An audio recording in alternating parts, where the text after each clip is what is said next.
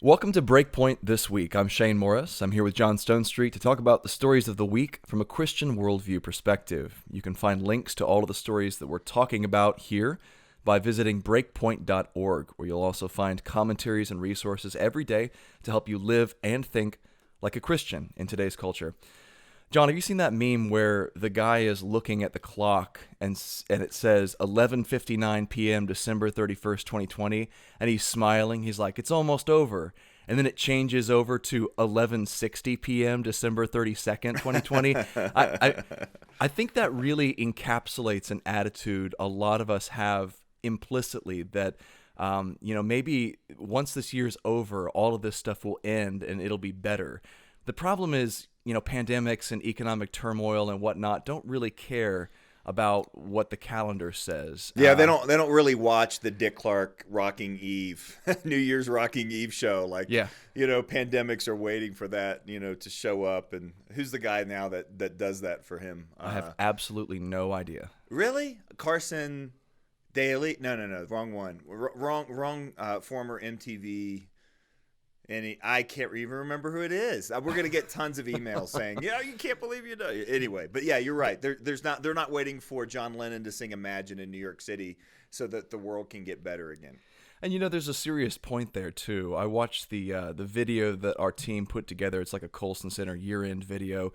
If you go to breakpoint.org, it pops up there in front of you, and you opened up with the point about God putting us in a particular time and place and making us people of a particular time and place. And I just thought that was interesting to think about how, regardless of what happens in the coming year, we are placed right here in 2020, fixing to be 2021, to be faithful, regardless of what the circumstances are. And I think that's really at the core of what it means to be a Christian faithfully, and then also to talk about all these stories from a Christian perspective faithfully. Chuck always had a quote on his desk which said "faithfulness, not success," and that's what he kind of. I was thinking of that, and it means a lot to us because it's a wonderful thing to remember. But I think when you consider the kind of guy Chuck Colson was, I mean, some of our listeners are going to know who that was immediately. Some of them are just going to be like, "Well, I guess that's who you're named after," and they don't really know the story behind this guy. Who was part of the Nixon administration, one of the most public converts in the 20th century, and ended up being a remarkable Christian leader. But, for a guy who in his mid to late 30s had an office beside the most powerful man in the world, a special counsel to President Nixon, that wasn't always his motto, right? And if you know anything about kind of why he ended up in prison, that the idea of, not success but faithfulness probably wasn't the motto that he lived by. So it was kind of like a complete swerve of his life, part of him becoming a Christian and also adopting, culturally speaking, and I guess in terms of his work, a biblical worldview. A biblical worldview is not success by any of the traditional ways of measuring that, but it is faithfulness. It's recognizing God's writing the story of history. He determined that we're supposed to be in this time, in this place, and we're going to serve him to our best. I love that line that Paul, I think, is it Paul or Peter in Acts, talks about David served his generation and then he died. And you're like, that's a good life, serve your generation, kick the bucket, go see Jesus, and we'll call it a good life. And it's hard to keep that front and center in crazy, chaotic times, but it's good things to remember. As we think about what this coming year holds, John, the story that caught my attention, first of all, this week that we need to talk about is, the Biden administration as it's coming together in the next few weeks. And one of the more troubling signs we've seen of what could possibly happen in the future with this administration is we've got word that Joe Biden wants to appoint California Attorney General. Help me with the pronunciation here. We talked about it before. Xavier Becerra as the head of the Department of Health and Human Services. And so longtime listeners of Breakpoint will know that Health and Human Services gave Christians a lot of trouble under the last administration. In fact, they tried very hard under the Obama administration to force Catholic nuns, among other people, to cover contraceptives and artificial birth control in their healthcare plans. And so that was a long-standing battle where it looks like the new administration is shaping up to go to battle against Christians on the abortion issue. And this guy is just about as extreme as I think I can imagine on the life issue, on the pelvic issues in general, but particularly abortion. During his tenure as both a congressman and the Attorney General of California, he made a career of expanding abortion access. He removed protections that were in place to protect women. He targeted pro-life groups. He received perfect ratings from both Planned Parenthood and NARAL pro-choice.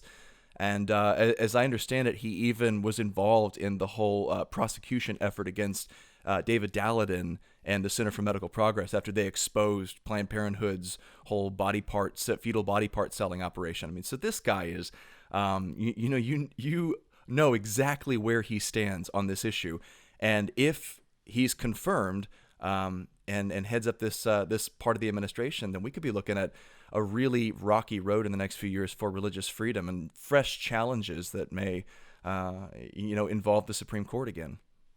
One of the questions that has been kicked around a lot is whether Vice President Biden, in his presidential administration, whether he would, how he would handle the tug in his own party between the far left and the more moderates, of which many people oftentimes will put him.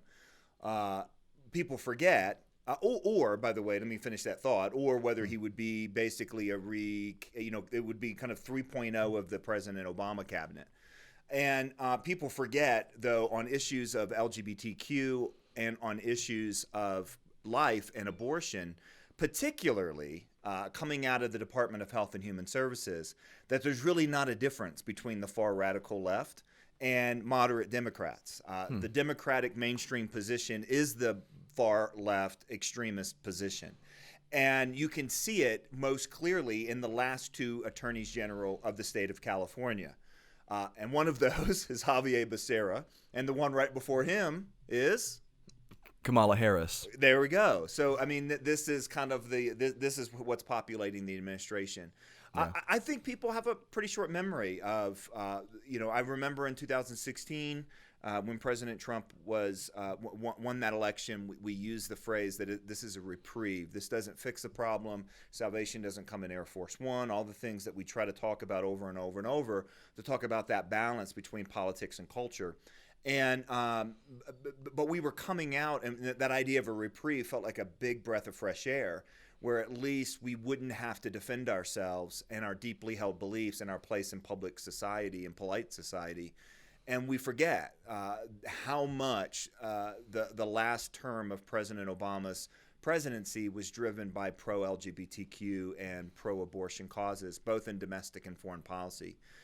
Listen, the Department of Health and Human Services not only attempted to make nuns buy contraception and pay for abortion, they also attempted, and people forget this part of the what's called the HHS mandate, which was part of Obamacare.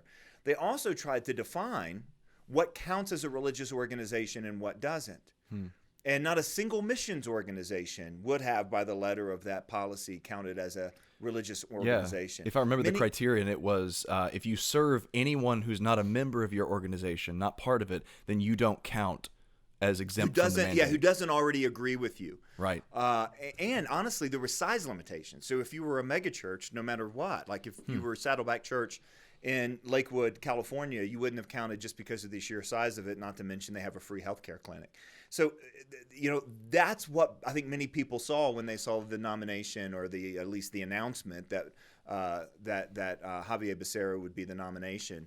That this isn't a moderate position. This isn't a the memes that are going around. It's time to come together. This wasn't a it's time to come together sort of pick. And your point about Dalladin is particularly important because Kamala Harris began that investigation and arrest and invaded, I think raided his home because of illegal filming laws there. But of course, if Daleiden had been filming a puppy mill or a dog fight or had been filming any other sort of like health violations at the local, my guess is, had Daleiden been filming any, too many people getting together in a single home, after COVID because of Thanksgiving, suddenly he's not the one being arrested or his home being raided. He's actually a brave whistleblower. And that's been the inconsistency from the beginning against David Daleiden, the Center for Medical Progress. And it's carried on. And Attorney General Becerra just took that to a new level. So, this is one of those elections have consequences, sort of headlines that make you go, okay, this is where we're headed. And it reminds us. It's not accidental either. An incoming administration knows what they're doing when they send these kinds of signals. They do this on purpose. And the Biden campaign, in large part, sounded really good when it came to uniting the country. There was a lot of talk about being, healing the divisions that we've suffered, uniting Republicans and Democrats again to work toward the good of the nation. And then we get this sort of thing straight out of the gate. It's like, the rhetoric does not match the behavior so far, and we haven't even had an inauguration yet. I fully agree with that, with a nuance. Like, I fully agree that they know that this nomination, in other words, this guy's been vetted. It doesn't come as a surprise. It's not like, oh, wait, he did what to David Daleiden? I mean, there's a full awareness of the track record here. But I also think that we have very different ideas about who belongs in polite society and who doesn't. Mm-hmm. And I think that nominations like these, in other words, it's very clear the guy and the track record and what it means for certain parts of the American population to have a guy like Becerra put into this sort of position, particularly after the last couple of years of the Obama administration and what we saw. But I think there's a real sense there that, if you're pro-life, it's kind of a national form of cancel culture, right? Like if you believe these things, you don't really get a say. You're not part of the group that we want to come together, again. And I think we need to realize that when it comes to quote unquote women's reproductive rights, there's just not a toleration for a pro-life position. And that's, by the way, out of step, I think, with most of America. I just think most of America don't realize the track record of a guy like Becerra. I think so too. This is where Worldview touches politics most, most obviously, John. I had a conversation with Jordan Baller, who's an expert on Abraham Kuyper, this past week on the Upstream podcast, and that'll be airing this coming week. And he talked about principled pluralism, this idea that Kuyper had, that we can live together in a polity with people who disagree with us on important issues and still have a good government. But I pressed him on one issue in particular, and that was what happens when people disagree about the fundamental nature of reality, about things like male and female, about whether babies in the womb are human, and about whether human life has objective value or whether it's based on just your quality of life. And he said there does come a point where people diverge so much on their pre-commitments to what's real that you can no longer have a principled pluralism. Somebody has to basically conquer somebody else and make them behave, and that's the sort of thing we see in this radical clash of worldviews, represented in this case by the two parties. You see there is a moral claim on the left that is now pretty much in concrete as part of the platform of one party, that you must have universal access to abortion. You cannot interfere in any way with this fundamental right.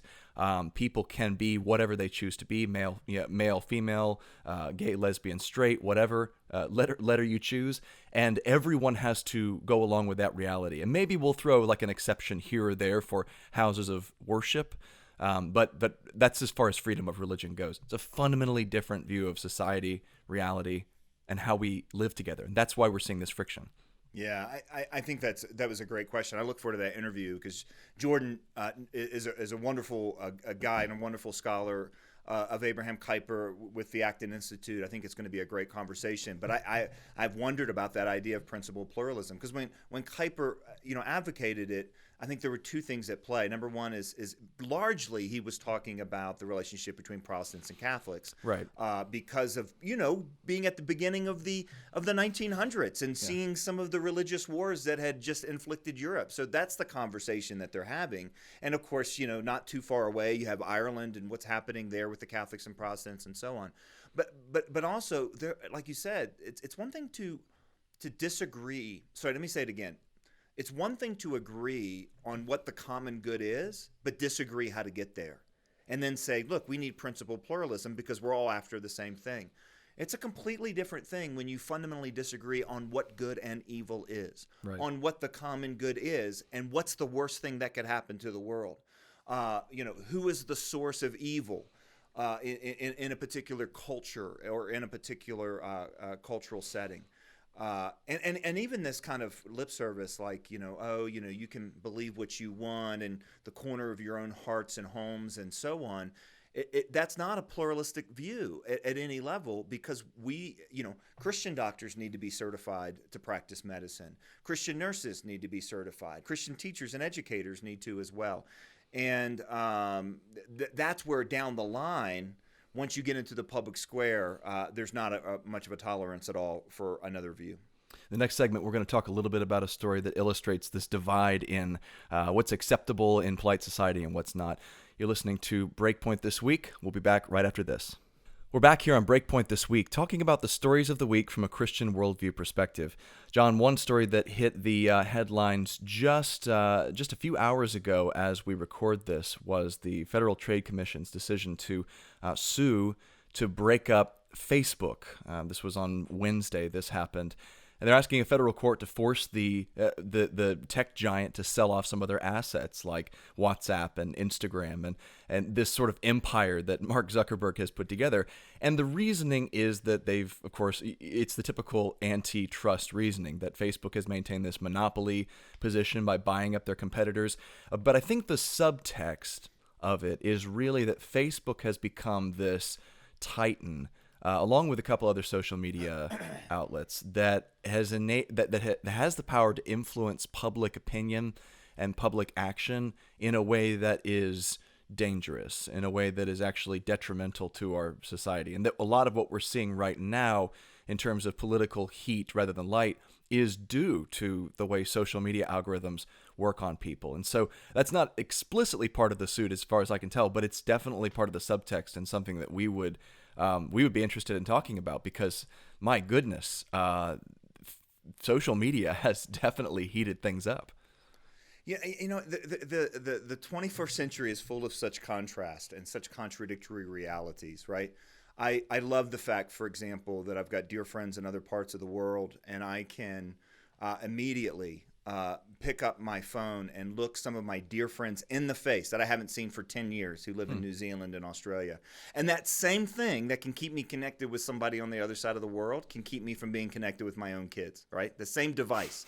Facebook's the same way. I keep touch with people on Facebook that there's no way I would if there weren't something called Facebook, right? Or I guess MySpace, but that one died a long time ago. But that's what's amazing. And you know what also happened on Facebook this week? Facebook was a tool in a family that I know very well of dividing siblings. That happened this week. Now, Facebook is the greatest distributor of information on the planet right now, I think. Maybe, I'm not sure if maybe Google, depending on what all you put into what category, it kind of bleeds together. And yet, it also has done more to deceive. It's a platform for deception. Facebook allows people to stay connected across geographic boundaries, and we would be naive not to say that it is a source of national division. And by the way, we're nationally divided, if you didn't know. What? I know. Newsflash. Spoiler alert. It's a remarkable thing. There's never been a more powerful entity on the planet than big tech. There's just nothing like it. You can't look at Alexander the Great or the Roman Empire or post World War II America, or you can't look at anything and say that something has had the level of control and influence and power as big tech. particularly Google, Amazon, and Facebook, and they bring remarkable goods to the world. Amazon keeps a lot of people employed that, especially at a time right now during a pandemic, would not be employed. Google, allows us to answer our kids' really hard and obnoxious questions all at the same time. It's a wonderful thing. And, it allows us to get information in real time on this show when neither of us can remember the name of some celebrity or the lyrics to some song. Oh, listen, you know how I know how to pronounce names? Google. Because you could say how to pronounce. I did one this week. I can't even remember what it was. It was a good one. Don't say the phrase or you'll wake my phone up. Is that right? Yeah, that's right. I mean, so that's what this needs to happen. The conversation needs to take place. We had one party saying it was the source of the outcome of the 2016 election. We have the other party now saying it's the source of the outcome of the 2020 election, or at least one of the sources. And you go back and forth on this, and something needs to be done. The question is, it's such a unique company and it's such a unique setup. And I don't know enough about that. This sort of law is, federal trade law and the code, and this is way above my pay grade. I don't understand it. When is something a monopoly? When is it not? And so on. There's a lot of tensions in this. A lot of tensions in this for me because I'm a huge believer in free enterprise and not. Let people be successful. I'm not particularly fond of the whole trust busting thing because I think that voluntary association is almost always preferable to coercion, and I also don't trust the government when it starts to meddle in the economy. It just usually results in disaster. But at a certain point, hard questions begin to emerge. Doesn't a business reach a level where it has soft coercive power over a society? And even the ability to affect the outcome of elections, where it shapes the government and what people think and what people feel and what they're passionate about. Social media is something that we've never really seen before. At least, I think it's probably as big a shakeup as we've had since the printing press, really. It's something with mass mind-shaping ability. And as one of our colleagues points out, John, it does so in a way that is not always explicitly understood by the people running it. These algorithms kind of take on a life of their own and start to group people into like silos, and where it just gets hotter and hotter and hotter, and they become those famous echo chambers we hear so much about. And it rewards terrible activity, the worst impulses in human nature. It rewards people destroying a woman's career while she's on, an 11-hour flight to Africa or something before she can even log back in. This is something that happens on social media. And so we do have to ask hard questions about not only the stuff that the users do on it, but the stuff that social media is doing to the users. And, Douglas Murray raises this particular question in his book, Madness of Crowds, which I'm constantly referring to now because it seems to be relevant to everything. It's going to be added to the Breakpoint This Week bingo page. The Breakpoint bingo game, exactly. And he talks about how the Silicon Valley worldview was this idiosyncratic, weird, hippie way of looking at reality until Silicon Valley took over the world. And all of a sudden, it became the mandatory worldview of everyone who wants to be connected and participate. And there have been very, pointed efforts by Facebook and Google and Twitter and all these tech giants to force this worldview onto everyone as the parameters of being a member of polite society. Well, none of us don't know someone who hasn't gone to Facebook jail. It happens on a fairly regular basis, often for innocuous stuff. And that's a symptom of what we're talking about here, the power of social media. So my question, the big question mark in my mind is, how do we respect free enterprise? How do we respect people's freedom to associate with one another voluntarily without allowing a corporation to get so much power that it reshapes civil society? Well, new technologies make new things possible. New possibilities make new possibilities, and on and on and on. I mean, these are questions that would have even been on Neil Postman's radar, right? When he talked about the power of entertainment and media and so on. I've really appreciated Thomas Friedman's work in this area, particularly a recent book called Thanks for Being Late. When you say that, we're talking about printing press level disruption, that's what he argues 2007 will go down in history in that same sort of vein. And there's also the question for so these sorts of disruptions create the question for a society: what does it mean to be human? These are returns. We have to return to anthropology. We have to return so that we make sure that our technological innovation serves our humanness, not that our humanness gets remade in the image of the technology. For Christians, we should have a higher concern about that than anybody, because we don't want to play by those same rules if they are based on a completely counter worldview. And the rules operating right now, this social media universe, it doesn't have to, but the ones that are a kind of a pseudo postmodern nihilism. In terms of a view of reality. Reality is what I construct. In terms of a view of humanness, I am who I portray myself to be. I am whatever you say that I am. That's why we have actually a category of people called celebrity influencers. That's a category of human that didn't exist until yesterday, right? These are the sorts of questions and big cultural disruptions. It's not just enough to look at this post or that post, or to look at this attitude of this user or that rule. Not to mention, by the way, the exploitative power of coming behind people, tracking everything that they do, and then selling it to advertisers. I mean, we haven't even gotten into that part of the danger here. The dangers are everywhere. I think something has to be done, and I struggle with that like you, because I'm a market guy. I don't want to penalize success, but let me I'll give one example, just not to take this too much further. There in the Industrial Revolution, government forces realized. Now, there were plenty of entrepreneurs that realized that condition for workers needed to improve. In other words, you don't kill your workers. You don't exploit children in order to get.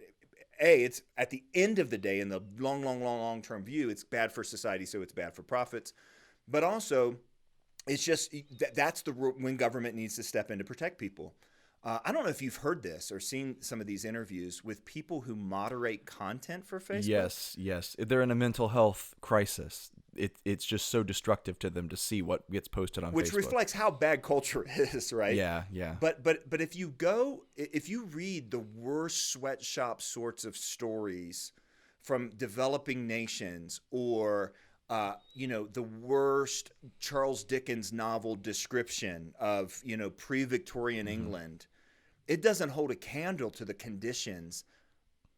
Not physical conditions, right? They're able to buy food, psychological they're not drinking on the job, but the psychological torture. I don't know how you say that it's categorically different. Well, the essay I read, John, talks about people, sitting on their computers for 8 hours a day, clicking through pornography and animal Violence. Torture videos that people have tried to upload to these social media sites. Well, and in the age of ISIS, many of them, beheadings. I mean, human torture videos, exactly. Yeah. So you're right, and they have PTSD. I mean, and they're getting paid minimum wage. So we're talking about wage laws. We're talking about all the ways that the state has seen fit, rightly or wrongly, to step in.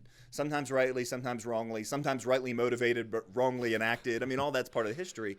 But that's I think those are the sorts of parallels that this sort of hearing is based on, and I think it's rightfully so. Let's talk about one more story here, because we've got a couple of minutes, and it has to do with what you just mentioned, John, about the distorting influence that social media has on our lives. I'm convinced that social media played a part in this particular story. It has in a number of instances with celebrity pastors. So we heard this week that Carl Lentz, who is the pastor at Hillsong, New York, he was fired for being in an affair and for being dishonest about it. And this is a guy with 700,000 followers on Instagram. He was a really big deal.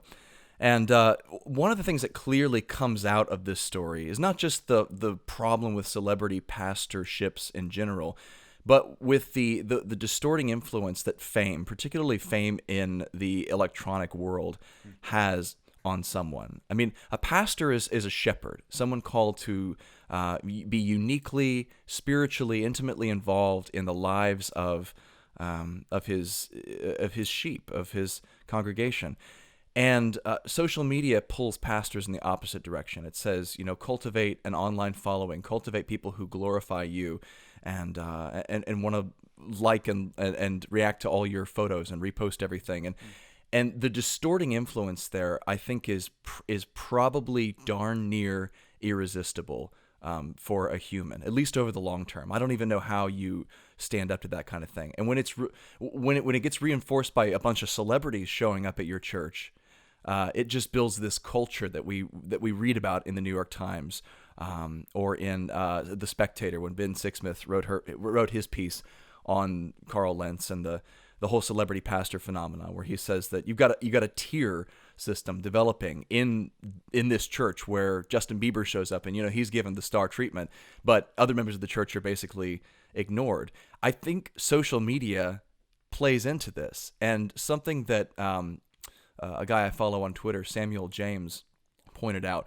He actually linked to Joe Rogan's podcast, and he said Joe Rogan gets this situation more than just about anyone else I've seen, because Rogan looks at pictures of this particular pastor on Instagram, and he goes, "Oh, I could have told you where this guy was headed," because he obviously cares so deeply about being attractive. His image is the image he puts out is one of worldly attractiveness. I mean, he's got pictures of his washboard abs on there and stuff.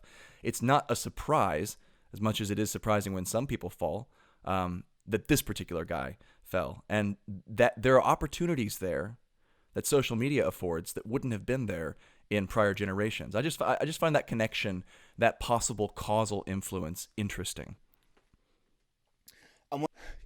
So there was an interesting piece. You mentioned there was a lot of things written about the Carl Lentz situation, and my goal in this time to talk about this is not to heap on somebody who's down, right. And who's paying the price for sin. But the article you mentioned by Ben Sixsmith at The Spectator was fascinating, and there was a lot of people that wrote about it. That was, to me, the most important analysis so far. And I will link to it at breakpoint.org. There was somebody else that kind of put him on the same category as some of the other high-profile religious leader failings of recent days. I thought that was interesting too, because they certainly are part of the same thing. But there's a difference, and you're pointing it out, the role that social media had in this one we haven't seen in any of the other high-profile failings. The role of the way that this pastoring went was on Instagram. I mean, it was a kind of a Kardashian, Justin Bieber social influencer approach to the pulpit. And those aren't just names you're pulling out of your hat either. Those are literally people. No. Those were literally part of the strategy. Yeah, right. That's right. And I don't want to say Carl Lentz didn't care about them. I don't know the guy. I don't know anything about it. Sure. Other than you kind of looked at it and saw where some of the value and some of the priorities were being put and so on. And it was kind of like what you said about Joe Rogan. I mean, anybody who's watched over the last couple things was just kind of waiting that this was probably not going to end well. It wasn't one of those kind of shocks at the end of a wonderful man's life, like, oh, he sexually made mistakes. It wasn't the same thing. And we have those. That happens. Recently. Heartbreaking. Yeah. Or pastors of very popular churches, but their downfall is not this public persona done on social media. It is a public persona, but it's the leveraging of power within a particular kind of small group of people. There was an anonymity that is assumed by people who use social media, that I'm one person on a digital device and I'm another person at home. There's no force in American culture. And by the way, there's a lot of things that give us the illusion of schizophrenia, right, in American culture, that we can be one thing here and one thing here. It's all part of the kind of philosophically the postmodern view of identity. But the cultural enablement, there's nothing that does this like social media, because I'm known here and I'm hidden here. It openly encourages you to do that. I have to fight the tendency in myself to cultivate an online persona that's different from who I really am in person. Yeah. Here's what struck me. One just quick correction. And it's not a really important one. You said that this week the story came out. The story came out a couple weeks ago. That's not a big deal. Yeah, right. But the reason I say that is I think it's actually early November when he announced it, and then there's more obviously as the Pandora's box has been opened.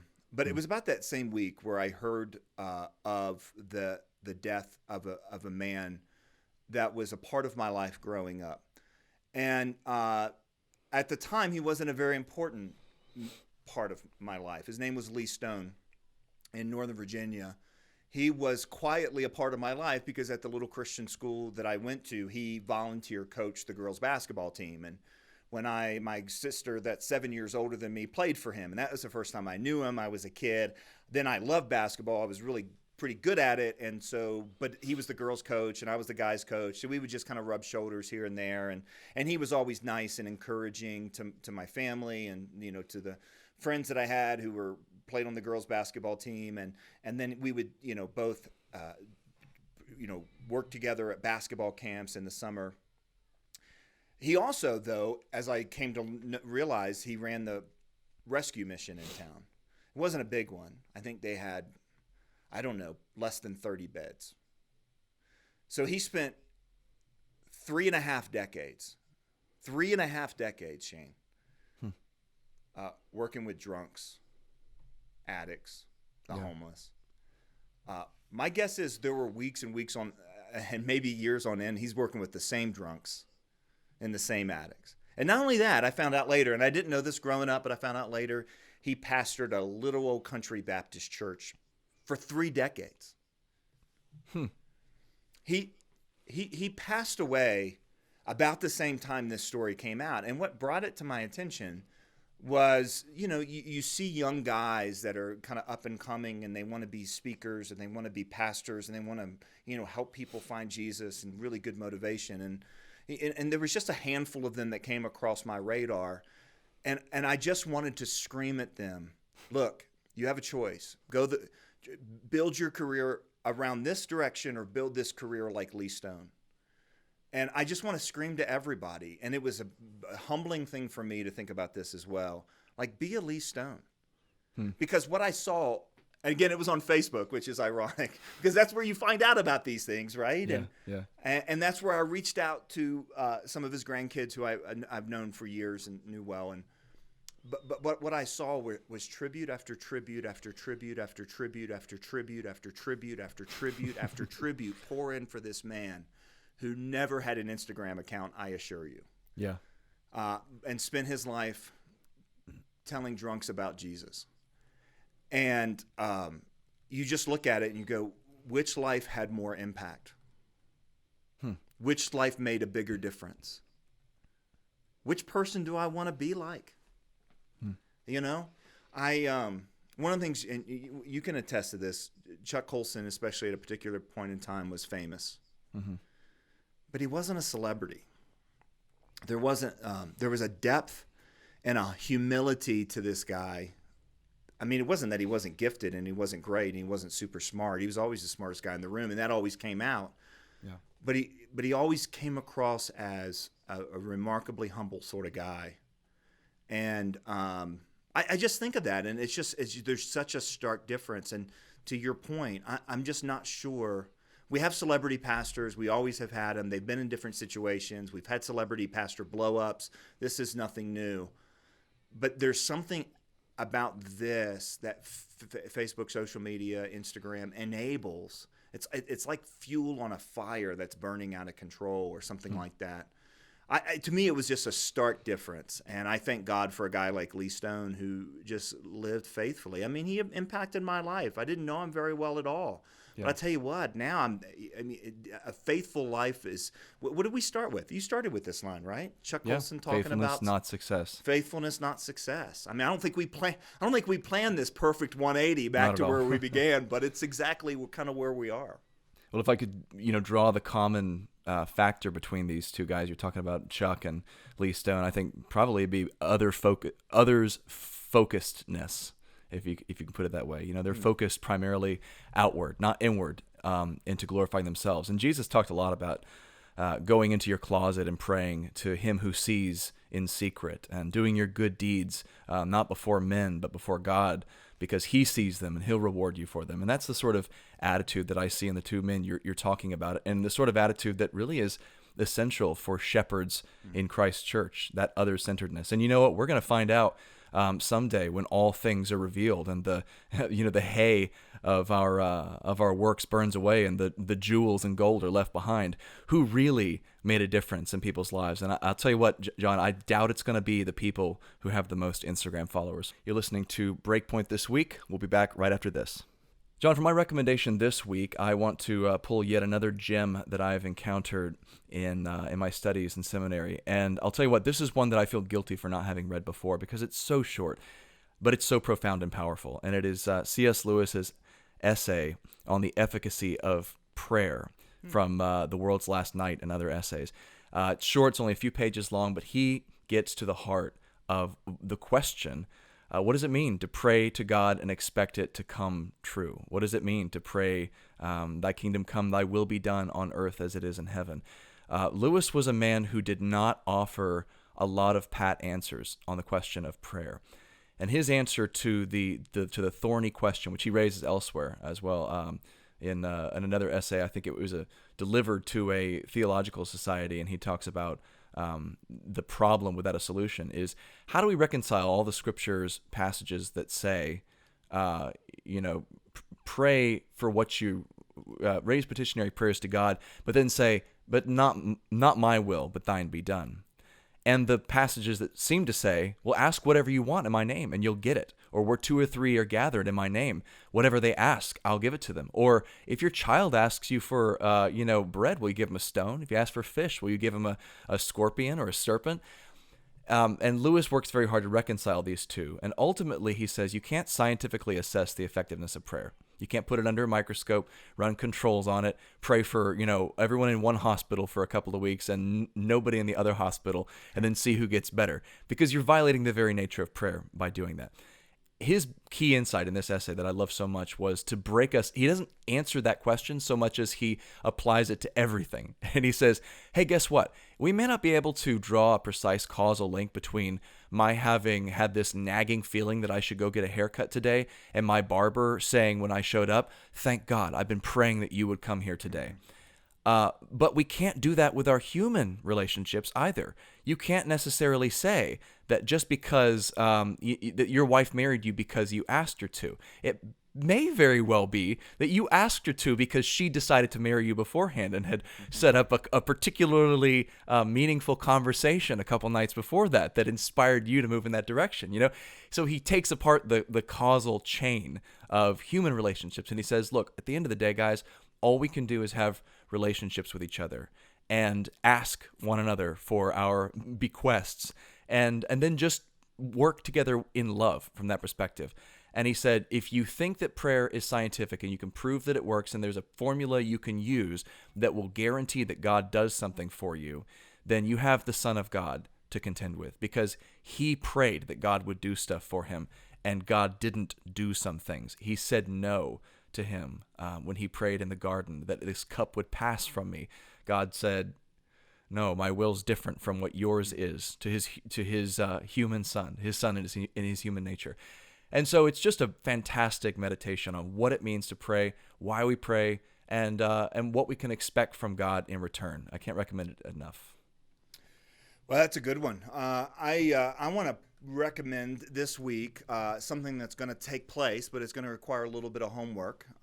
Something that takes place the night of the 21st, if I remember correctly. And we'll provide a link to sign up at the Colson Center. Just come to breakpoint.org. But as many people know, my wife has started a podcast called Strong Women with Brett Kunkel's wife, Erin Kunkel. I actually should say Erin Kunkel, and Brett Kunkel is her husband, because she's way more important and cool than he is. And I say that with great affection. But they're doing a wonderful set of podcast interviews and so on, and they've really aimed a lot at dealing with Christmas. And they're also reading through together. There's a whole group of people reading through together Athanasius's On the Incarnation, cool. which is a wonderful just reflection on what it means that God became man. Since you quoted C.S. Lewis, my favorite Lewis quote of all time comes from Miracles, where he said the incarnation was the central event in the history of the earth, the very thing the whole story has been about. Yeah. And that idea of this being at the center of history and what all it means is stuff that Athanasius just wrestles through. And they're going to have so basically people have agreed to read it, and they're going to come together on a Zoom meeting in order to talk about it on the night of the 21st, which I think is going to be a lot of fun. So I want to recommend that people join that. Even if you're not a woman, you can join that. And it's going to be great. There's plenty of guy listeners to Strong Women. And because the vision of that podcast, it's really cool. It's not just kind of how we can be strong women. It's what is the strength of women from a Christian worldview, highlighted in stories and so on. They've got some really cool stuff for Christmas. So anyway, I wanted to point to that. I think it's a really good, it's a wonderful thing to read in your Advent kind of preparations, and it'll be a great conversation on the 21st. Awesome recommendation. That reminded me of another Lewis quote I have to bring up in Mere Christianity. It may be my favorite line in all of what he wrote. He sets up the problem where we need help from God doing, this finite stuff, obeying and submitting and following his law and all that. But the problem is God can't do that in his nature, because he never has to obey. He never has to submit. He never has to change or be redeemed.